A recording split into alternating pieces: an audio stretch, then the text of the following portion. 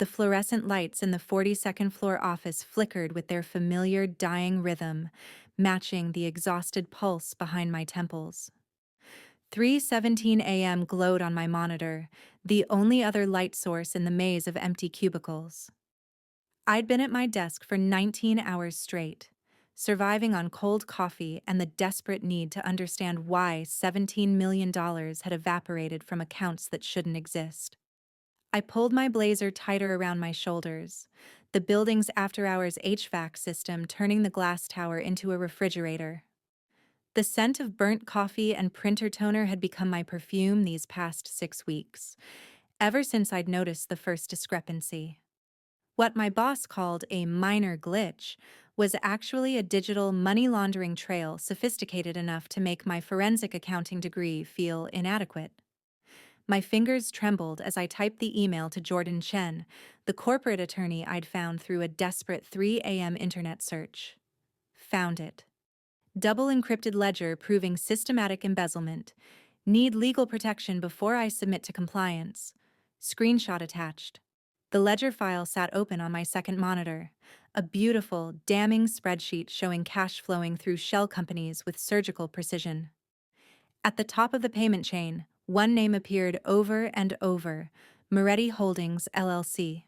I hit send, then immediately followed with another message, my exhaustion making me reckless. The paper trail leads to organized crime. I have everything documented. They've been using our corporate accounts for months. I need witness protection, not just a lawyer. Welcome back, my beautiful souls and kindred spirits. Before we start, go ahead and subscribe, like, and share where you're watching from. It always warms my heart to see our little storytelling family stretch across the world. Every click, every comment, every bit of love you give helps us keep uncovering these unforgettable stories together. So find your quiet place, settle in, and let me take you somewhere you've never been before. An empty threat, maybe. I knew nothing about Moretti beyond the name that had haunted my spreadsheets for 43 consecutive nights. Just another shadow figure in the city's underworld that I'd stumbled into through columns of numbers that didn't add up. I set my wireless mouse down and pressed my palms against the cool glass of my desk, willing away the panic that had taken up permanent residence in my chest. The server room's mechanical hum provided the only soundtrack to my potential career suicide. That's when my email pinged. An unexpected response. My heart lurched as I fumbled for the mouse, nearly knocking over my sixth cup of coffee. But instead of Jordan Chen's measured legal language, 3 words appeared on my screen that turned my blood to ice. I received your screenshot. A different email address, not Chen's university domain. In my exhaustion, I'd clicked the wrong name in my contacts. Someone listed as Moretti D. Investigation from when I'd first started building my evidence file. I quickly typed a response, my fingers slipping on the keys. Wrong recipient. Please disregard. Attorney-client communication sent an error. The reply was immediate. What compliance department? My stomach clenched. I should have shut down my computer, grabbed my bag, and run for the stairwell. But 70-hour work weeks had worn away my better judgment. I typed, "This was a mistake. Internal audit matter. Deleting this thread now. Your full name. Your exact location. Now." The demanding tone made my fingers freeze above the keyboard. Something felt wrong. Not just wrong. Lethal. This wasn't some corporate IT security bot. Someone human, someone powerful, was on the other end. I hesitated, then typed nothing. Let the silence speak for me. 3 dots appeared, disappeared, then reappeared. My chest tightened with each pulse. You have 5 minutes to respond before I make the decision for you. It wasn't a question. My hands began to tremble as I pushed back from my desk without responding.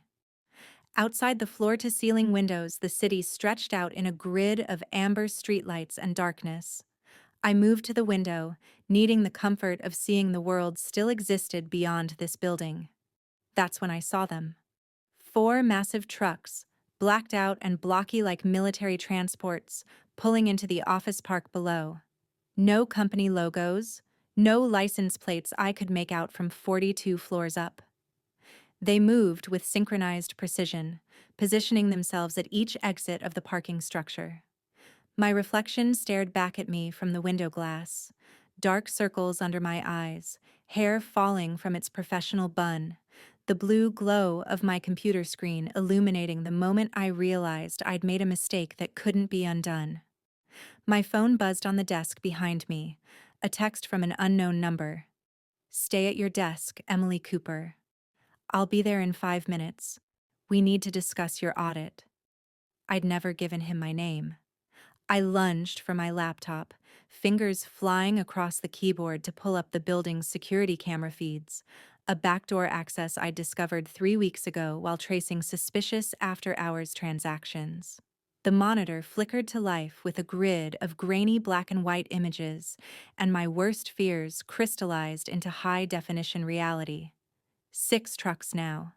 The new arrivals had positioned themselves with military precision, blocking the main entrance, the service bay, even the emergency exit near the loading dock that most employees didn't know existed. Men in dark suits emerged from the vehicles, their movements coordinated through earpieces I could barely make out on the pixelated feed. They weren't carrying visible weapons, but something about their synchronized stillness screamed professional violence. I grabbed my phone and stabbed at the elevator call button on the wall panel, already moving toward my desk to shove my laptop into my bag. The display above the elevator bank showed all 4 cars frozen on the ground floor. I jabbed the button again, then again, my thumb leaving frantic prints on the brushed steel. Nothing. The digital display flickered once, then went dark entirely. My breath came shorter as I spun toward the emergency stairwell, heels clicking against marble that suddenly felt like a countdown timer. The electronic lock blinked red when I yanked the handle. Denied. I pressed my security badge against the reader, the one that had gotten me into this building at any hour for 6 years, and watched it flash red 3 more times. Someone had locked me in. Not locked the building down. Locked me in specifically, on the 42nd floor, with nowhere to go but back to my desk where I'd confessed everything to a man whose name I'd been investigating. The office felt different now. The familiar hum of the server room sounded like breathing. The emergency exit signs cast red shadows that looked like warnings I should have heeded weeks ago. My own reflection in the darkened windows showed a woman who'd been so focused on following the numbers that she'd forgotten. The numbers represented people who'd kill to keep their secrets buried. My phone lit up with another text. "Good. You're learning. Now sit down, Miss Cooper. We have a conversation to finish." 4 minutes had passed. I returned to my desk on legs that felt borrowed from someone braver, someone who hadn't just realized they were prey. My hands shook as I lowered myself into the ergonomic chair I'd sat in for 2,000 mundane days before tonight turned extraordinary. The spreadsheet still glowed on my monitor, each cell a tiny confession that had signed my death warrant. The elevator chimed. My head snapped toward the sound, every muscle in my body coiling.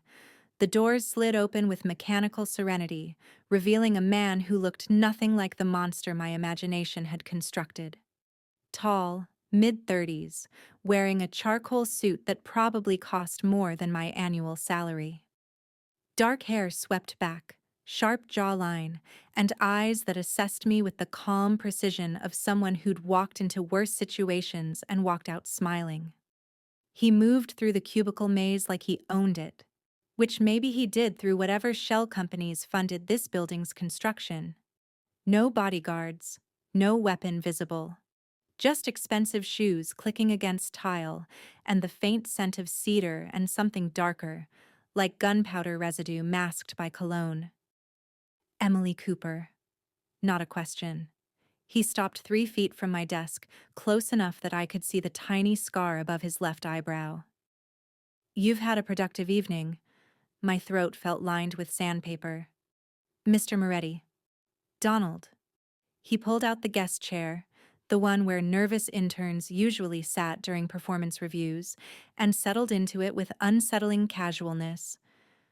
We have approximately 8 minutes before your boss arrives with his private security team. They're currently 11 blocks away, delayed by traffic I arranged. The words didn't make sense. My boss? Richard Henshaw. Donald's voice carried the same efficient tone I used when explaining accounting discrepancies. The man who's been embezzling from my organization for 7 months while building a case file with your name on it.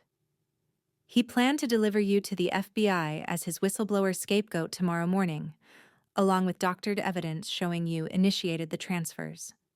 The office tilted. That's impossible. I only discovered. You discovered exactly what he wanted you to discover. Donald leaned forward, elbows on his knees, and for the first time I saw something besides cold assessment in his expression, something almost like respect. He needed someone brilliant enough to piece together the trail, naive enough to think the system would protect them, and isolated enough that no one would question your guilt. Congratulations, Miss Cooper. You're the perfect patsy. Outside, through 42 floors of glass and steel, I heard the distant wail of sirens. You're lying. The words came out weaker than I intended, stripped of conviction by the surgical precision in Donald's explanation. Everything he'd said aligned too perfectly with the gaps I'd found, the files that appeared too conveniently, the access codes that materialized in my inbox at exactly the right moments. Donald stood, buttoning his suit jacket with practiced efficiency. Your choice, Miss Cooper. Come with me now and live long enough to prove your innocence, or wait here and become tomorrow's headline about corporate fraud and tragic suicide. He extended his hand like we were closing a business deal. I promise my accounting department has better coffee. The sirens grew louder. Through the window, I saw 3 black SUVs screaming into the parking structure, their headlights cutting through the carefully orchestrated gridlock of Donald's trucks. My hand moved before my brain authorized it, grabbing my laptop and shoving it into my messenger bag. Donald's mouth quirked. Not quite a smile, but close enough to suggest he'd expected nothing less. He pressed something on his phone, and the emergency stairwell lock clicked green. We moved fast. Donald's hand found the small of my back, guiding me through the cubicle maze with the confidence of someone who'd memorized the floor plan. The stairwell door burst open behind us as we hit the 38th floor, footsteps thundering from above. Service elevator, Donald murmured, steering me left through a door I'd passed 1,000 times without noticing. His fingers flew across a keypad, overriding whatever lockdown had trapped me minutes ago. The freight elevator lurched downward with stomach-dropping speed. Gunshots cracked through the stairwell, muffled but unmistakable. My knees buckled, but Donald's arm locked around my waist, holding me upright with the same casual strength he'd used to open doors. They're shooting at my men, not into empty air. Richard's cleaners don't leave witnesses. The elevator shuddered to a stop at the parking garage's lowest level. Donald's team materialized from the shadows, the same synchronized professionals I'd watched on security feeds, now forming a human corridor toward an idling Mercedes with windows too dark to see through. Get in. Donald opened the rear door, one hand still on his phone, coordinating movements I couldn't track. Above us, more gunfire. Closer now. I dove into leather seats that smelled like money and survival, and Donald slid in beside me as the driver accelerated before the door fully closed. Through the rear window, I watched my office building, my entire carefully constructed life, disappear into the city's glittering skyline. The Mercedes devoured miles of highway in tense silence, the city's light pollution gradually surrendering to darkness punctuated by estate walls and private gates.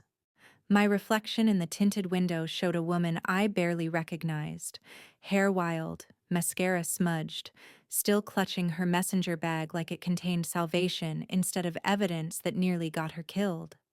Donald made calls in Italian, his voice shifting from the controlled courtesy he'd used with me to something sharper, more commanding.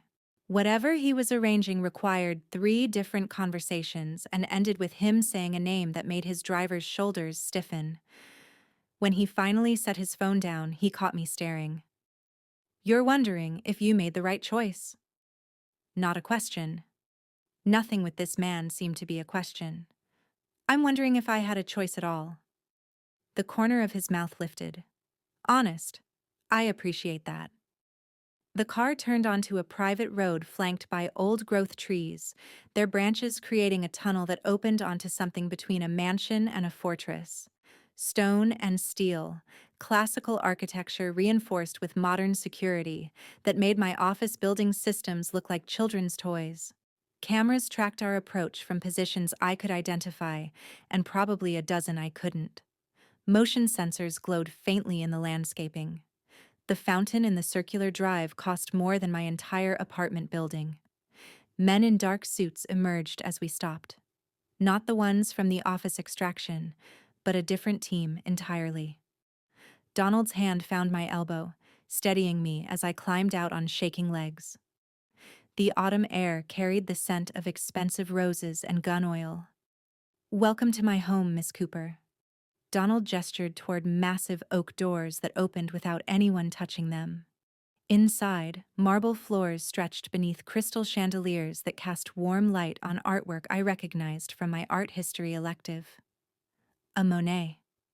An actual Monet, hanging in someone's foyer like a family photo. A woman in elegant business attire appeared, holding a tablet. "Sir, the legal team is assembled in the East Study. Miss Martinez has the contracts ready for review, and your brother called? Twice." Donald nodded, then turned to me with that assessing look I was beginning to recognize as his default expression. "I imagine you have questions." I thought of my studio apartment, my student loans, my belief that hard work and integrity mattered. "Just one. What exactly do you want from me?" "Everything you know," Donald said simply. "And then, if you're smart, considerably more." Donald led me through hallways lined with old-world opulence and new-world surveillance, ending in a study that looked like where empires were built and destroyed. Floor-to-ceiling bookshelves, a desk that could seat 8 for negotiation or interrogation, windows overlooking gardens lit by strategically placed spotlights that turned landscaping into art. The woman with the tablet, Miss Martinez, spread documents across the mahogany surface with the efficiency of someone who'd done this before. Donald gestured for me to sit, then settled across from me, fingers steepled like a professor about to deliver devastating feedback. "Your employment contract with Henshaw Analytics. Page 47, subsection 12C. Read it." I pulled my laptop from my bag with numb fingers, accessing the PDF I'd signed 3 years ago without reading thoroughly. The dense legal language swam before my exhausted eyes until Donald reached over and highlighted a paragraph I'd glossed over as standard liability protection. My stomach dropped. Employee assumes full legal and financial responsibility for any irregularities discovered within accounts under their direct audit purview, including retroactive liability for activities predating their employment. I read it again, the words rearranging themselves into a noose. "This means every transfer you documented, every shell company you traced, every dollar that moved through those accounts. Legally, you're liable." Donald's voice carried no satisfaction, just clinical precision. "Richard had you sign away your innocence before you even knew there was a crime." The elegant study felt like a cage. "But I didn't make those transfers. The metadata, the timestamps. We'll show your credentials, your login patterns, your IP address." Donald slid another document toward me, this one dense with technical specifications. "He's been spoofing your digital signature for 7 months. I had my cybersecurity team pull the real logs tonight. According to official records, every embezzled dollar has your fingerprints on it." I thought of my tiny apartment, my second-hand furniture, my student loan statements. I don't have $17 million. No, but you have a gambling addiction. He produced another file, fabricated betting accounts with my social security number. And offshore accounts in the Caymans. Bank statements showing deposits that never touched my actual checking account. And a history of financial instability that makes you the perfect suspect. My hands shook as I pushed the papers away. Why are you showing me this? Donald leaned back, eyes never leaving mine. Because I need you to understand exactly how thoroughly you've been destroyed, and how completely you need me to survive what comes next. I stared at the fabricated evidence until the numbers blurred into abstract accusations. 3 years of 70-hour weeks, of choosing integrity over shortcuts, of believing the system rewarded honesty, all of it reduced to a frame job so elegant it made my forensic training look amateur. You want me to help you? My voice came out steadier than I felt. Help the man whose money was stolen to prove I didn't steal it by stealing it back. Donald's expression didn't change, but something flickered in his eyes that might have been approval. I want you to do what you do best, Miss Cooper. Follow the money. Richard moved $17 million through a network designed to implicate you while enriching himself. I want it back. Every dollar. Along with documented proof of his actual involvement. That's impossible. The encryption alone? You cracked my double encrypted ledger in 6 weeks while working a full-time job. He slid a slim laptop across the desk, top-of-the-line hardware I'd only seen in cybersecurity journals. Imagine what you could do with unlimited resources, no corporate oversight, and motivation beyond a paycheck. The computer sat between us like a test I hadn't studied for. My fingers itched toward the keyboard even as my rational mind screamed warnings about collaboration with organized crime. But Richard had already destroyed my rational life, hadn't he? The FBI would come for me regardless. At least this way, I'd be holding cards instead of handcuffs. I opened the laptop. The system hummed to life with processing power that made my office equipment feel prehistoric. I'll need access to the source accounts, Richard's personal devices, and your original financial records. The real ones, not the doctored versions. Already uploaded to your secure drive. Donald stood, buttoning his jacket with that same efficient gesture. Miss Martinez will provide anything else you require. Food, coffee, a secure workstation. My IT team answers to you for the duration of this project. And if I can't recover the funds? He paused at the door, silhouetted against the hallway's ambient lighting. You tracked $17 million through 7 layers of corporate shells and international transfers, using nothing but public records and determination.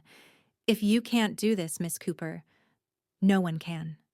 He glanced back, and for the first time I saw something beyond calculation in his expression. Which is precisely why Richard chose you, and precisely why I'm betting my organization's future that you're smarter than he anticipated. The door closed, leaving me alone with power I'd never possessed and stakes I couldn't afford to lose. 3 days of sleepless coding had turned Donald's study into my war room. Empty. Coffee cups formed a defensive perimeter around my laptop. Energy bar wrappers testified to meals I barely remembered eating, and whiteboard equations covered every available surface like arcane spells. I'd traced Richard's money through 14 countries and 23 shell corporations. But the final piece, the physical backup drive containing the unaltered transaction logs, remained locked in his office safe. Donald appeared at dawn on the 4th day, looking annoyingly well-rested in another immaculate suit. You found it. Server room, sub-basement level. Biometric lock tied to Richard's palm print and a 16-digit code that rotates every 6 hours. I pulled up the security schematics I'd hacked from the building management system.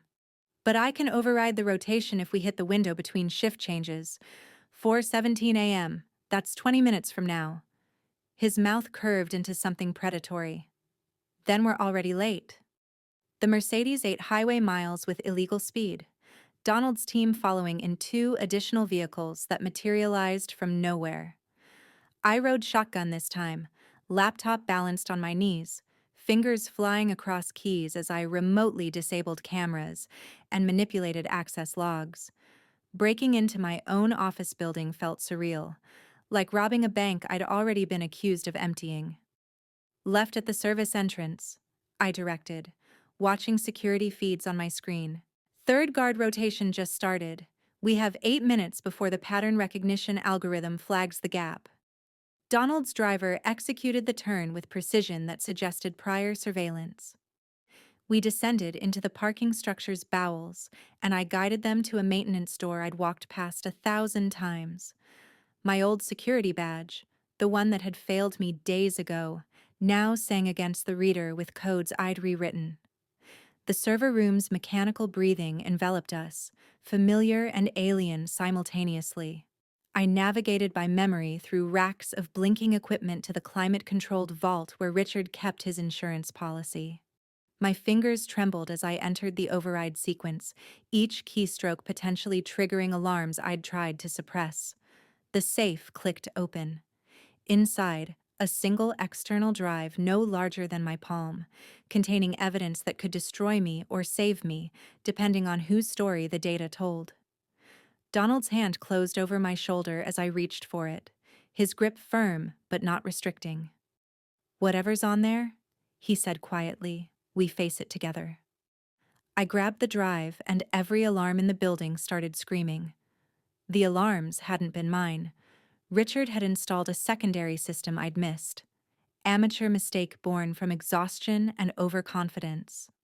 Donald's team moved with practiced efficiency, forming a protective circle as we sprinted toward the exit, but the service elevator's display showed cars descending from the executive floors. Richard was already here. We met in the lobby, fluorescent, lights casting harsh shadows on a confrontation months in the making. My former boss stood flanked by 3 private security guards, his salt and pepper hair perfectly combed despite the 5 a.m. hour, his Brooks Brothers suit pressed and professional. He looked exactly like the mentor who'd hired me, praised my diligence, encouraged those 70-hour weeks that had carved his escape route through my reputation. "Emily."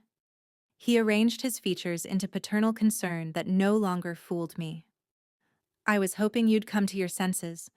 These men," a dismissive gesture toward Donald, "they've manipulated you. We can still fix this." I stepped forward, laptop tucked under one arm, backup drive burning like evidence in my pocket. "Fix what, Richard? The 17 million you embezzled or the fabricated gambling addiction you created to frame me?" His mask slipped for half a second. "Long enough. I have your real transaction logs." I pulled the drive out, held it between us like a grenade with the pin already pulled. Every transfer time-stamped and IP verified, every spoofed credential traced back to your personal devices, the offshore accounts in your daughter's name, the property purchases in Monaco, the payoffs to your cybersecurity contractor. That drive is corporate property. That drive is a confession. My voice didn't shake anymore. 3 days of reconstructing his betrayal had burned away whatever timidity remained. "I've already uploaded copies to 7 secure servers, delivered encrypted packages to 3 investigative journalists, and scheduled automated releases to the FBI, SEC, and IRS if I don't check in every 12 hours. Donald hadn't moved, hadn't spoken, letting me own this moment. But his presence behind me felt solid as mathematics, inevitable as audited accounts. Richard's face transformed into something ugly, desperate. "You're destroying your own career. No firm will ever hire you after this." I thought of the study lined with Monets, the laptop with unlimited processing power, the man who'd bet his empire on my intelligence. "I'm not looking for a firm anymore, Richard." I handed Donald the drive without breaking eye contact. "I'm starting my own practice. Consider this my resignation and your pink slip, all in one." The FBI arrived within the hour, guided by anonymous tips that had Richard's security team abandoning him faster than stock prices in a crash. Donald and I watched from the Mercedes as federal agents led my former boss out in handcuffs, his perfect posture finally crumbling under the weight of evidence I'd gift-wrapped with forensic precision. "You could have let me handle him differently," Donald said, starting the engine as dawn broke over the city skyline. Quieter. More permanent. "Your way leaves bodies. My way leaves paper trails that destroy futures." I leaned back against leather seats that had become familiar over the past week.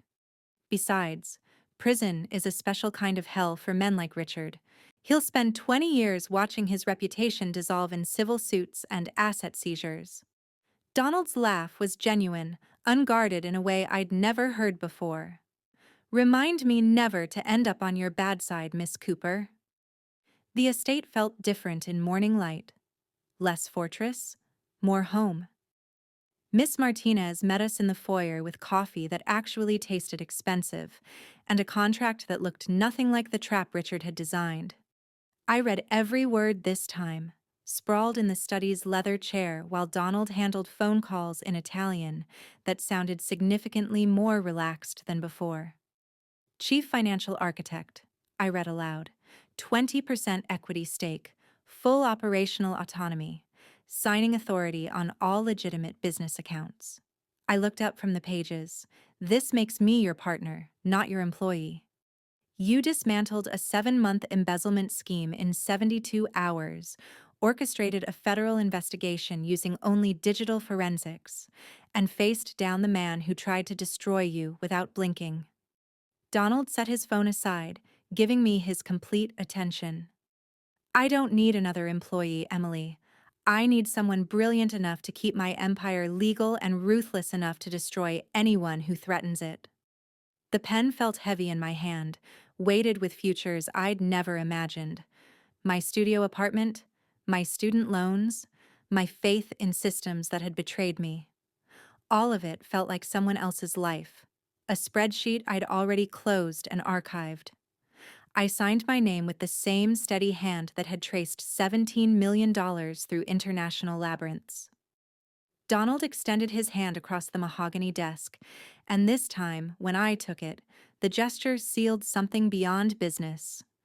"Welcome to the family, partner." Outside the windows, the city stretched toward horizons I was finally powerful enough to claim. "Thank you for staying until the end. That means more than you think. If this story touched something inside you, subscribe, like, and tell me what you felt in the comments." I read every single one because this isn't just storytelling, it's connection. And if you're ready for the next journey, don't wander too far. The next story is already waiting in the dark.